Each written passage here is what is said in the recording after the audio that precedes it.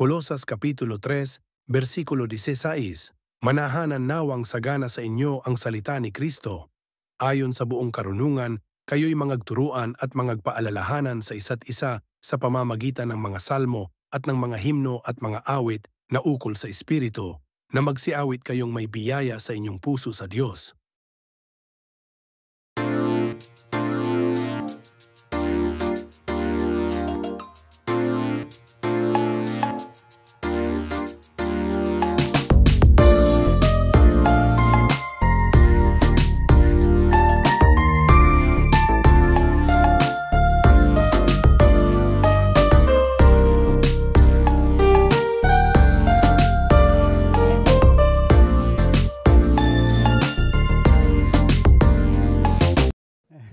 Talagang may purihin ng Panginoon, palakpakan natin ng Panginoon. No? Welcome po sa ating brother at sa ating mga sister dyan na nagsipagandahan. No? At pasalamatan natin mga kabataan na muli talagang nagsikap at nag-igi sa kanilang pagtugtog para sa Panginoon ng lahat yan, mga kapatid. Kaya purihin at sambahin natin ang Panginoon. Muli naman tayo nagtagpo sa isang linggo na ibinigay ng Panginoon Diyos na muli tayong binigyan ng kalakasan, binigyan ng kaisipan na magkaisa, magpuri at magsamba sa kanyang banal na tahanan. Ang tahanan na ito ay tayo, mga kapatid. Tayo, at itong sambahan na ito ay preparation lamang ito na mayroon tayong masilungan, mayroon tayong mapagtipunan bawat kaluluwa, mga kapatid. Pero ang katotohanan, tayo po ang templo ng Panginoong Diyos. Ang ating pag-uusapan ngayon, mga kapatid, naniwala ba kayo na tayo po'y tinubos na ng ating Panginoon Kristo? Yes. Salamat tayo sa Panginoon na tayo'y tinubos ng ating Panginoon Kristo. Ating muling basahin ang ating pinakateksto, mga kapatid. Ito po ang ating ebanghelyo na pagsalusaluhan natin ngayon, mga kapatid, na maaari nating maisa puso. Ang lahat na ito ay talagang anak na tayo ng Diyos.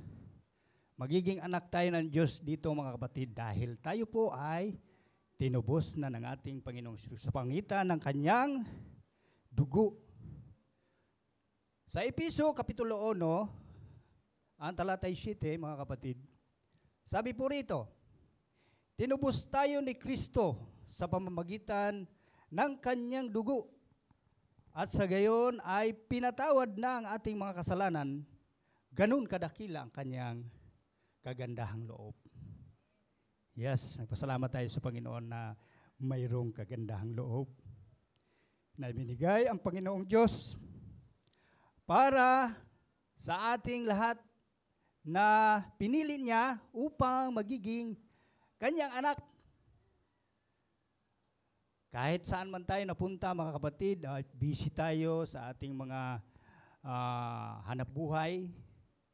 Dahil ang Diyos ay nagbigay at nagpili sa atin, at siya rin naman ang ating pupurihin at sambahin sa nalalabi nating buhay. So, ang ebanghelyo natin ngayon, mga kapatid, ay tinubos. Kahulugan ng tinubos ay, kumbaga sa ibang salita, ay katubusan. Katubusan. Sa wika ng sanlibutan, kung mayroong tinubos, ano ang ibig sabihin nito? Kung mayroong tinubos, mayroong isinangla. Isinangla, no? May isinangla tayo ng mga bagay na kung anong mahalagang bagay na maaari mong isangla. Dahil kung may isangla, tutubusin mo. Di ba, mga kapatid? Ang salitang sangla, mga kapatid, sa salitang pangsangdaigdigan, ay isang proseso na maglaga ka ng mahalagang bagay bilang garantiya sa pagtupad ng obligasyon sa pagbabayad ng utang sa isang tao. No? Igarantiya mo ano man ang iyong igarantiya ngayon, mga kapatid. Kung kayo'y magsangla sa mga bagay, no? Kung ano inyo, mga kwentas, no? Nandyan ang Palawan. Oh, handang-handa ang Palawan. O, kailangan tubusin mo rin yan. O, ano pa? Halimbawa na maaari mo isasangla sa buhay mo. No, ikaw ay nagigipit, no? Ay house and lot. Maaari din yan, no? House and lot. No, mga bahay o mga lute, sasangla ko muna ito para matugunan ang pangangailangan ng bawat isa. Kaya kung maisangla mo na, dapat ding tubusin, mga kapatid. Maniwala ba kayo dyan na tutubusin ang dapat isasangla? Kasi sayang Sayang, mga kapatid. Ang sabi ng Panginoon sa takdang panahon na ibinigay, yung kontrata ninyo, yung pinirmahan ninyo, no, mga kapatid, yon ang kalakaran tungkol sa pagsasangla. Ngunit, sa ating Panginoon si Kristo, mga kapatid, sa mga salita ng ating mga espiritual na salita, mayroon din po bang isasangla? Mayroon din po ang isasangla. Maniwala ba kayo na mayroon isasangla ang mga bagay na nandito sa atin? Ano ba ang isasangla natin kung tayo kay Kristo na? Kung wala pa tayo kay Kristo, sige, gano'n na lang natin. Yung kasalanan. Ang kasalanan ng tao ay naisangla na doon sa kalaban ng Diyos na walang iba kundi ang dyablo. Yung kasalanan na yan, kung manatili ang isang tao sa kasalanan, ay hindi po yan matutubos na. Maaring maimperno siya. Ngunit, mayroong ibinigay ang Diyos na katubusan. Yung katubusan na yan ay ang kanyang dugo. Tutubusin niya sa pamamagitan ng kanyang dugo ang ating mga kasalanan na isangla doon sa kalaban ng Diyos na walang iba kundi ang dyablo. Yan ang pinagsikapan natin na makawala tayo sa sangla na yan, mga kapatid. Maniwala man kayo at hindi, ang salita lamang ng Diyos ang siyang tutubos. Tutubos, no? Kung kayo po ay maniniwala dahil sa kanyang dugo. Ang dugo na ito ay nagsasabi, sabi ng ating binasa kanina, tinubos tayo ni Kristo sa pamagitan ng kanyang dugo at sa gayon ay pinatawad na ang ating mga kasalanan. Ganun kadakila ang Panginoon. Ganyan kadakila ang Panginoon na kung inyong alam ang salita na ito na ibinigay ang kanyang bugtong na anak sa sanlibutan upang ang sinumang sumampalataya sa kanya ay di mapahamak at magkaroon pa ng buhay na walang hanggan. Yan ang pangako ng Panginoong Diyos na ipinagkaloob, ang kagandahang loob na ibinigay ng Panginoong Diyos sa atin. Kaya't magpasalamat tayo kung ano man ang isinangla, mayroon po yang katubusan, mga kapatid. Palakpakan natin ang Panginoong Diyos dyan. Dahil sa katubusan na iyan, ay maari tayong angkinin ng Diyos na anak. Angkinin niya na tayo'y mga anak. Kung tayo'y matubos na sa ating datihang pagkatao, datihang mga gawain, gawin tayong mga anak, mga kapatid. Sabi sa Juan Kapitulo 1, ang talatay 12, subalit, sabi ng Panginoon, subalit ang lahat na tumanggap at sumampalataya sa Kanya ay bibigyan niya ng karapatang maging mga anak ng Diyos. Sino man, walang pinipili yan ang Panginoon. Kung ang sino lang na tumanggap sa anak ng Diyos. Alam naman natin, ang pangalan ng anak ng Diyos ay si Jesus. Mga kapatid.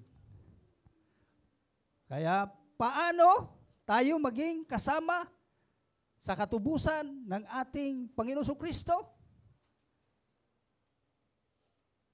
Kaya may 3 punto tayo dito mga kapatid na paghimay-himayin natin.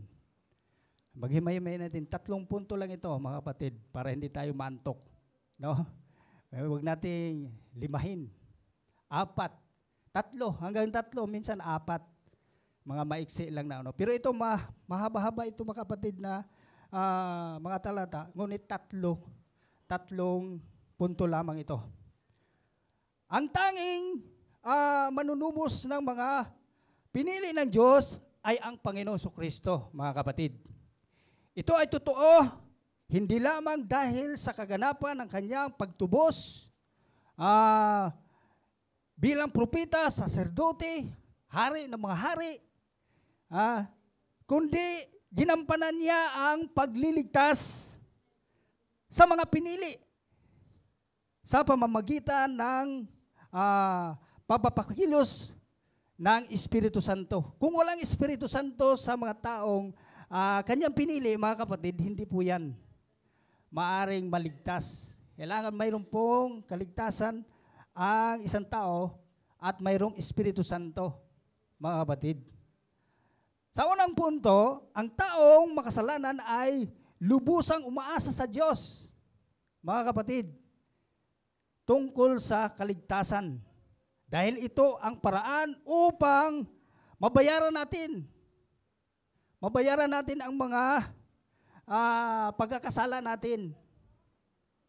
Pero alam naman ninyo ang salita ng Diyos, naririnig na ito ninyo ang kabayaran, sapagkat ang kamatayan ayon kay Apostol Pablo sa Roma Kapitulo 6 ang talata 23, sabi ng Panginoon, sapagkat kamatayan ang kabayaran ng kasalanan, ngunit ang libreng kaloob ng Diyos ay buhay na walang hanggan. Libre po yan, mga kapatid. Wala pong bayad yan. Kaya ang ating lamang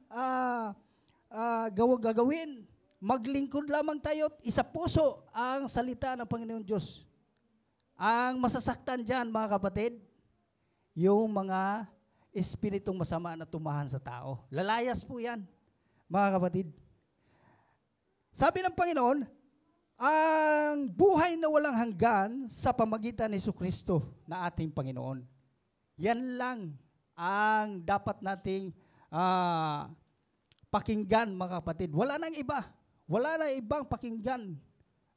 Kung ano man ang inyong napakinggan sa mga pinagsisimbahan natin at sa pangalan ng Panginoong Jesucristo, totoo po yan, mga kapatid. Sa pag-alang-alang sa atin, aspeto ng katubusan ay ang kaligtasan ng Diyos dahil sa biyaya. Sa pamamagitan ng panampalataya ay ituon natin, mga kapatid, sa ating isipan, sa mga hakbangin tungo sa pagliligtas. No? Ang mga hakbangin ito ay matuwid na kaayusan, ngunit huwag isipin na ikaw ay walang halaga sa Diyos. Huwag mong isipin, kapatid, na ikaw walang halaga. Mahal tayo ng Diyos, mga kapatid. Mahal tayo, tinubos nga tayo. Ang katubusan na ito ay binigay ng Diyos sa mga taong makasalanan upang ang Diyos naman ay paglingkuran natin. No? Paano tayo makapaglingkod? Paano tayo makapaglingkod? Tatawagin muna tayo, mga kapatid. Tawagin tayo sa pamagitan ng kanyang magandang balita. Ang magandang balita na ito ay naisulat doon sa 2 Tesalonica 2:14. Na sabi ng ating Panginoon, tinawag kayo ng Diyos sa pamamagitan ng magandang balita na ipinahayag namin sa inyo upang makasama kayo sa kaluwalhatian ng ating Panginoon Jesucristo. Yan ang pangako ng Panginoon na huwag tayong bumitaw dyan, mga kapatid. Pangako niya yan. Na ang sabi niya sa Gawa 2:39, sapagkat ang pangako ay para sa inyo at sa inyong mga anak at sa lahat na nasa malayo, sa bawat taong tatawagin at ng ating Panginoon. Kahit malayo yan siya, no? Kahit sa ibang dako, magtagpo-tagpo tayo. Lahat ng mga pinili ng Panginoong Diyos. Hindi lamang tayo, sa iba ring mga pantaking pananampalataya. Binigyan din sila ng pagkakataon, napiliin din sila ng Panginoon. Hindi lamang ang Smyrna, kundi sa ibang mga lugar sa buong daigdig. Sabi nga sa bawat ang mga anak, lahat ay nasa malayo, no? Sa bawat taong tatawagin ng ating Panginoon. Pero may kondisyon. May kondisyon, mga minamahal, ang pagpili ng Diyos. Yung mga taong tatawagin ng Panginoon. Ang pagbabagong buhay. Ang pagbabagong buhay ay siyang susi ng tagumpay para sa paglilingkod ng Panginoon. Yan ang pagbabagong buhay sa mga makasalanan sa tulong ng Espiritu Santo upang lumikha ng panibagong pag-uugali sa isang makasalanan upang siya ay makarinig ng magandang balita ng kaligtasan. Babaguhin pala ng Diyos ang mga gawain ito kung ang mga gawain ng isang tao ay mayroon pa sa kanya. Yan ang kondisyon, mga kapatid, no? Kung ating basahin ang Tito 3, talata 3 hanggang 7. Noong una, tayo'y mga hangal, hindi masunurin, naliligaw at naging alipin ng makamundong damdamin.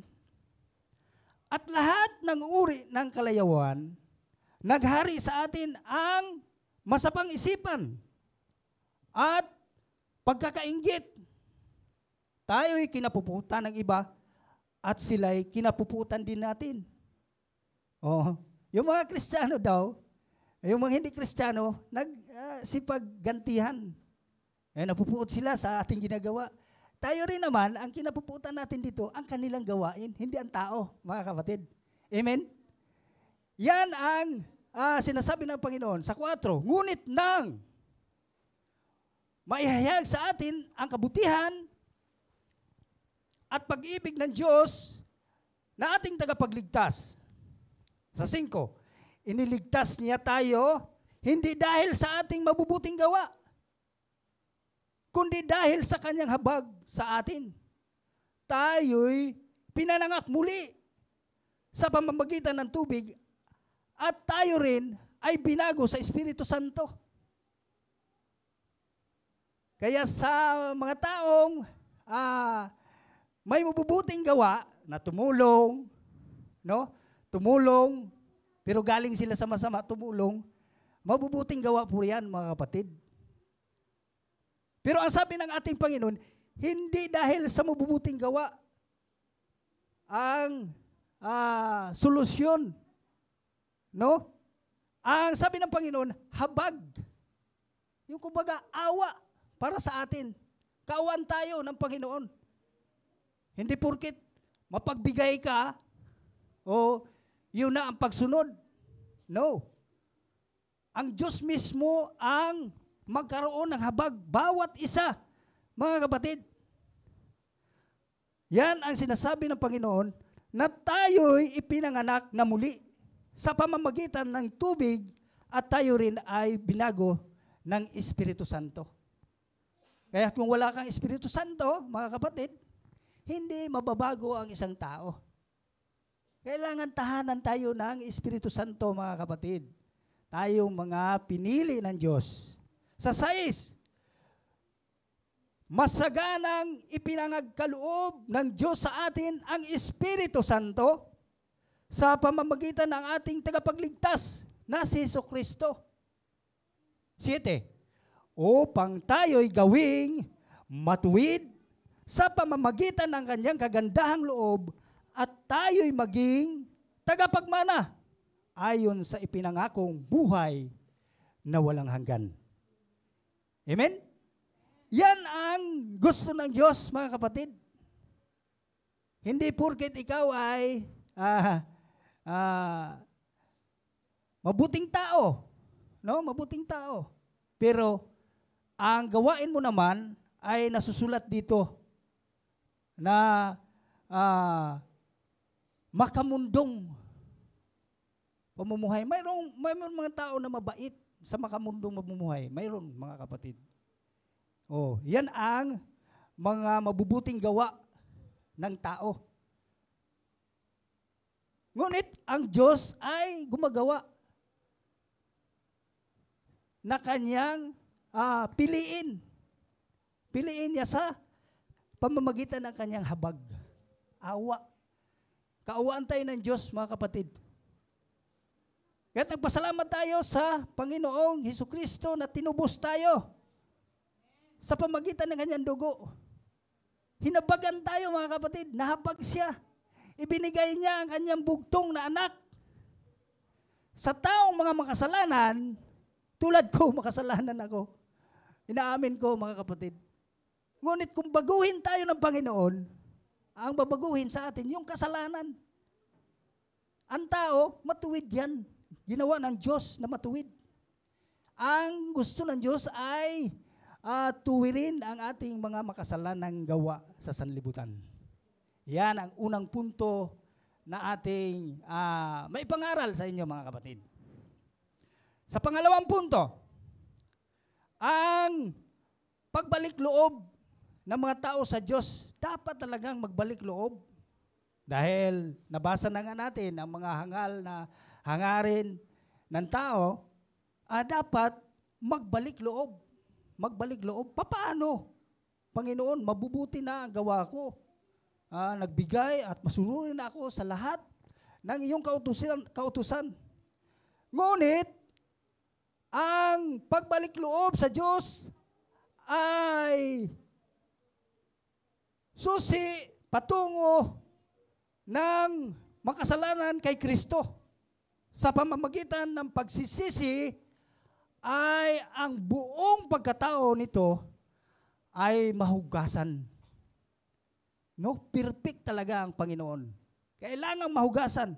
Magbalik loob. Paano namin gawin, Panginoon, ang pagbalik loob? Ganito ang sabi ng ating Panginoon sa Marcos 1:4. Ganito naman ang sinabi ng ating Panginoon. At dumating nga sa ilang si Juan na nagbabautismo at nangangaral. Sinabi niya sa mga tao, pagsisihan ninyo at talikuran ang inyong mga kasalanan at babautismo kayo upang kayo ipatawarin ng Diyos. Yun ang kondisyon, mga kapatid. Upang mahugasan ang ating mga kasalanan, sabi ng Panginoon, talikuran ang inyong mga kasalanan at pabautismo kayo upang kayo ipatawarin ng Diyos. Hindi pala sapat na tayo maglilingkod lamang sa ating mga gawain. Hindi pala sapat. Ang kabutihan na ito ay kulang. Kulang pa, mga kapatid. Hindi lamang maglilingkod ka na wala kang gagawin. Sabi ng Panginoon, pagsisihan ninyo, talikuran ang inyong mga kasalanan at mabautismo kayo upang kayo ipatawarin ng Diyos. Ang kapatawaran pala, mga kapatid, ang sikreto ay bautismuhan ang isang tao. Yan ang isang perfect na kautusan na ibinigay ng Panginoong Diyos. Gawa 2:38, at patunay ni San Pedro sa mga tao. Sumagot si Pedro, ang sabi ni San Pedro, pagsisihan ninyo at talikuran ang inyong mga kasalanan at magpabautismo kayo sa pangalan ni Jesucristo upang kayo'y patawarin at ipagkaloob sa inyo ang Espiritu Santo. Yan ang nais ng Panginoong Diyos. Kaya sino ba ang nabautismohan dito, mga kapatid? Taas ang kamay. Lahat tayo. Pero ang wala pa, alam na. At dumating ang kautusan na talikuran. Hindi daw natin matalikuran ang ating mga kasalanan kung hindi tayo mahugasan, mga kapatid, sa pamagitan ng pagbautismo sa Espiritu Santo. Espiritu Santo ang magbautismo sa atin. Kagaya ng sinabi ng ating mga lingkod na nangaral sa salita ng Diyos. Pinarating lamang. Ako, sa awa ng Diyos, more than 30 years na, binautismohan ako eh. Kasama ko si Brother Rick, si Sister Carmen, bautismohan ka na, Sister. Yung mga anak ni Pastor John, bautismohan po yan. Kaya, lahat tayo, mga kapatid, ay ariing anak ng Diyos. Pipiliin ng Diyos. Ang sino lang namang sumunod, mga kapatid. Ang nais.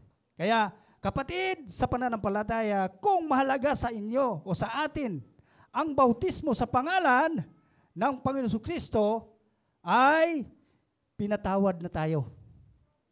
Kaagad-agad. Pinatawad tayo sa ating mga kasalanan. Kaya, kaisa ka na ni Kristo at ibinilang na kaibigan ng Diyos. Kaibigan ka na ng Panginoon. Kaibigan ka na ng Diyos, mga kapatid. At hindi lang kaibigan, anak ka na ng Diyos. Nung ating binasa kanina sa Juan 1:12, ating pong balikan. Subalit ang lahat ng tumanggap at sumampalataya sa Kanya ay binigyan niya ng karapatang maging mga anak ng Diyos. Dito sa sinabi ng Panginoon, mga kaibigan, hindi na kayo kaaway ng Diyos. Kaibigan. 2 Corintos 5, ang talatay 17 hanggang 21 po yan, mga kapatid. Gawin tayong kaibigan na dati ay mga kaaway ng Diyos. Ngayon, kung tanggapin ninyo ang mga salita na ito, sabi ng Panginoon sa 17, kaya't kung makipag-isa na tayo kay Kristo, ang isang tao, ano siya ngayon? Siya ay isang bagong nilalang. Excuse me. Siya ay bagong nilalang. Wala na ang dati niyang pagkatao. Sa halip ito'y napalitan na ng bago. Napalitan na ng bago. Ang mga dati mong gawain, mga kapatid, kung ikay nakipag-isa kay Kristo, iba na ang mundo mo. Iba na. Hindi na yung mga, isa-isahin ko pa ba? Hindi na. Baka abutan tayo ng 2:00. Sa 18, ang Diyos ang gumagawa ng lahat ng ito sa pamamagitan ni Kristo. Ibinilang niya tayong mga kaibigan at hindi na kaaway. Yun, sabi ng Panginoon. At pinili niya kami upang ang iba pang mga tao ay magiging kaibigan rin niya. Kaya kayo, mga kapatid, mag-imbita tayo ng iba pa. No? Inimbita natin para maging kaibigan ng Diyos. Ay, gaano lang ba yan sabihin na worship tayo? Di ba? Minsan, pag hindi, wala tayong magawa dahil hindi pa sila kaibigan ng Diyos. Tayo na nagwo-worship at kumilala, kaibigan na tayo ng Diyos. Palakpakan natin ang Panginoon dyan, mga kapatid. Dahil ang Diyos ay mabait sa kanyang mga pinili. Kahit saan ka pa magtago, kung talagang pinili ka na ng Diyos, wala kang magagawa. Kahit ayaw mong worship, kung sa takdang kapanahunan, magtaka ka na lang na nandito pala ako. Talaga palang akong anak at pinili ng Diyos. Kaibigan ng Diyos, mga kapatid. Sa 19, Ang ibig sabihin, sa pamamagitan ni Kristo, ang mga tao'y ibinilang ng Diyos na kaibigan at nilimot na niya ang kanilang mga kasalanan. At kami naman ay inatasan niyang ipamalita ito. Ito ang katotohanan, mga kapatid. Kaya tayo ay nakatayo ngayon sa harapan ng mga kaibigan ng Diyos. Palakpakan natin ang Panginoon. Kaibigan. Hindi na kayo mga kaaway. Dati galit na galit ang Diyos, no? Sa mga taong, hindi sa tao ha, baka maano kayo.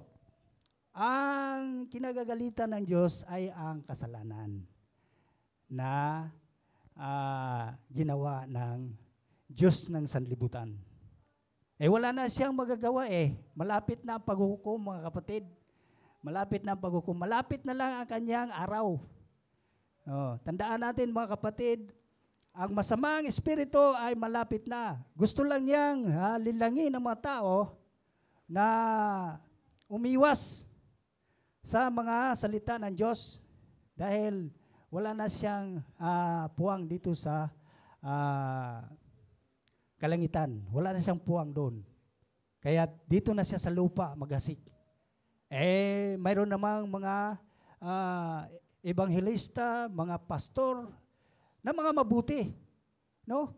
Mayroong mga pastor na mga mabuti na nagbigay at nagpapaalala sa mga tao na huwag tayong gumawa ng kasalanan dahil kaaway ng Diyos ang kasalanan. Kaya nga tutubusin tayo tutubusin tayo ng Diyos sa kasalanan na yan. Dahil naiprenda na tayo, nasangla na tayo, mga kapatid. No? Ang ibig sabihin, tayo'y absuelto na sa kasalanan. Sa 20, kaya nga kami mga sugo ni Kristo, ang Diyos mismo ang nakikiusap sa inyo. Alang-alang kay Kristo, hayaan ninyo maging kaibigan kayo ng Diyos. Hayaan. Ayaw pa ninyo maging kaibigan kayo ng Diyos, mga kapatid. Ako gusto ko No? Hindi, sa 21, hindi nagkakasala si Kristo, ngunit dahil sa atin, siya'y itinuring na makasalanan. Dahil sa atin pala, mga kapatid. Upang sa pamamagitan niya ay maging matuwid tayo sa harap ng Diyos. Isipin mo ang pagmamahal talaga ng Diyos, mga kapatid. Nagbigay pa siya ng ultimatum na para lang hindi tayo mabuli doon sa impyerno, no? Napakabuti ng ating Panginoon. Yan ang pangalawa nating punto, na napakabuti ang Diyos, tinubos tayo ng Diyos, at inihaon doon sa mga maling gawain. Kumbaga nailubog ka na doon sa putik, at inihaon ka doon sa kaputikan at ibinagon at hinugasan sa pamamagitan ng bautismo, mga kapatid. No? Napaka mahabagin ng Diyos na ang buong akala natin ay wala na tayong pag-asa. Ngunit ang Diyos ay nagbigay ng isang katangi-tangin niyang kaparaanan upang ang taong mga nasadlak sa kasalanan ay maiahon niya sa kasalanan. Tubusin niya sa pamamagitan ng kasalanan na yon, mga kapatid. Kaya nga, sa pangatlo nating punto, tayo po'y pinili na ng Diyos. Tinubos tayo sa pamamagitan ng dugo ng ating Panginoon Kristo. Siya lamang ang makapaglilinis sa ating mga kasalanan, mga kapatid. Tandaan natin, mahal tayo ng Diyos. Bago pa man likhain ng sandaigdigan o sanlibutan, pinili na ng Diyos ang mga matuwid na nagbalik sa mga kamunduhang gawain. Yan ang sabi ng Panginoon sa Epeso 1:4 ang talata. Yan ang pangatlo nating punto, mga kapatid. Ang sabi niya, bago pa likhain ang sanlibutan, pinili na niya tayo upang maging Kanya sa pamamagitan ng ating pakipag-isa kay Kristo. upang tayo'y maging banal at walang kapintasan at sa harap niya ay dahil sa pag-ibig ng Diyos. Mahuwain ng Diyos, mga kapatid. Ang ayaw lang niya, hindi lang niya mailigtas, yung mga anghel na hindi na nagbabago. Wala nang pagbabago doon eh. Sila po yung mga espiritu na, mga kapatid. Ang gusto lang ng Diyos, ang mga taong pinili niya, mga kapatid. Kaya tayo'y kanyang pinili upang maging anak niya sa pamagitan ni Jesucristo. Iyan ang kanyang layunin at kalooban, mga kapatid. Layunin niya na maiparating sa tao ang kanyang magandang balita. Na ito na may ating isinasa puso at marunong tayong manalangin, marunong tayong sumaway sa mga pagkakamali ng iba. Dahil wala naman tayong karapatan sa mga taong makasalanan. Kung hindi tayo sinugo ng Diyos, hindi tayo ikaw, kayo, tayong lahat. Wala tayo ngayon, mga kapatid. Kaya sa kalooban ng Diyos, ang sabi ng Panginoon sa versikulo 6, purihin natin siya dahil sa kanyang kahangahangang pagkalinga sa atin sa pamagitan ng kanyang anak. Sabi niya, tinubos tayo ni Kristo sa 7 at sa gayon ay pinatawad na ang ating mga kasalanan. Ganon kadakila ang kanyang kagandahang loob. Sa versikulo 8, na ibinigay sa atin sa pamamagitan ng kanyang karunungan at kaalaman. Ipinaunawa sa atin ng Diyos ang hiwaga ng kanyang kalooban na isa sa katuparan sa pamamagitan ni Kristo. Yun ang nais ng Panginoon. Pagdating, sa versikulo 10, pagdating ng takdang panahon, layunin niyang tipunin. Takdang panahon. Ang sabi ng Panginoon, tipunin niya ang lahat ng mga nilikha sa langit at sa lupa at ipasailalim ang mga ito kay Kristo. Kaya si Kristo na ang lahat sa lahat. Lord or Lord, King of Kings, siya na. Siya na ang magdesisyon kung ito'y nasa kay Kristo na ang lahat, mga kapatid. Sa 11, dahil kay Kristo, tayo rin na naging pag-aari na ng Diyos na siyang nagsagawa ng lahat ng bagay ayon sa layunin ng kanyang kalooban. 12, tayong mga unang umaasa sa kanya ay pinili niya upang parangalan ang kanyang kaluwatian. Tandaan ninyo, mga kapatid, na ang unang naglingkod na sa Panginoon ay siya ring unang pinarangalan ng kanyang kaluwalhatian. Yan ang kapangyarihan ng Panginoon.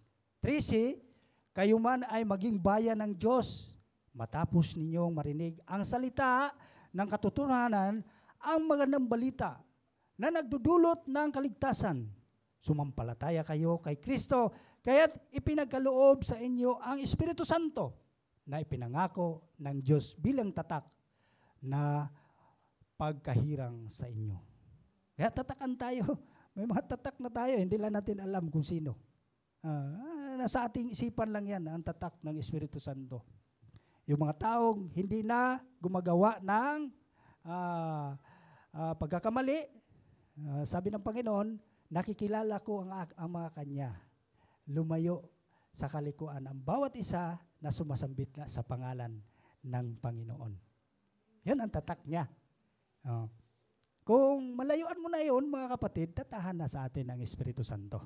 So, ang talata 14, ang Espiritu, ang katibayan na makamit natin ang mga pangako ng Diyos para sa atin hanggang sa makamtan natin ang lubos na kaligtasan. Purihin natin ang kanyang kaluwalhatian. Palakpakan natin ang Panginoon dyan. Yes, Lord, salamat sa mga pinili mo, Panginoon. Ang katubusan, Dahil na isangla na tayo, katubusan na yan, ay walang iba kundi ang pangalan lamang ng ating Panginoon Jesucristo. Walang iba. Hindi pwede kung anong pangalan ang gusto mong tawagin, hindi po pwede yan. Ang pangalan lamang ng Panginoon, Jesus. In Jesus' name. Ay, sabi sa Gawa 4:12, yan ang patunay, sa Kanya lamang matatagpuan ang kaligtasan sapagkat walang ibang pangalan sa silong ng tao. Sino mang tao sa buong mundo na ibinigay ng Diyos sa mga tao upang tayo'y maligtas. Jesus Christ, the same yesterday, today, and forever. Siya ang kaisa-isang pangalan na nagligtas ng buong sangkatauhan na ibinigyan niya ng buhay na walang hanggan. Ang buhay na ito ay makamtan lamang ng tao kung ito'y sumasampalataya sa pangalan ng Panginoon.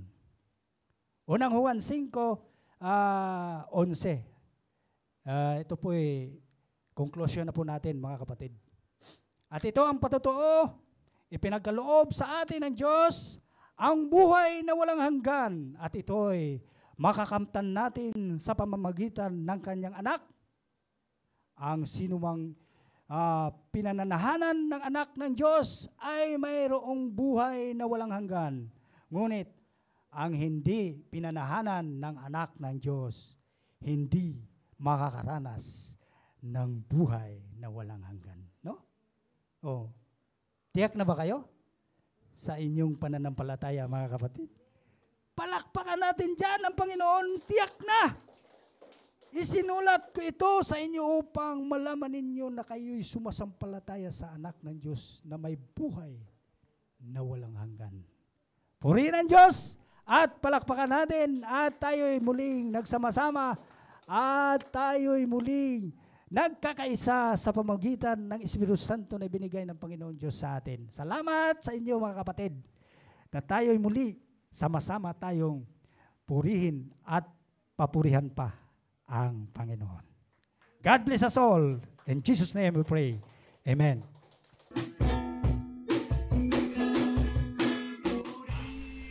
Ang kapayapaan ay iniiwan ko sa inyo. Ang aking kapayapaan ay ibinibigay ko sa inyo. Hindi gaya ng ibinibigay ng sanglibutan ang ibinibigay ko sa inyo.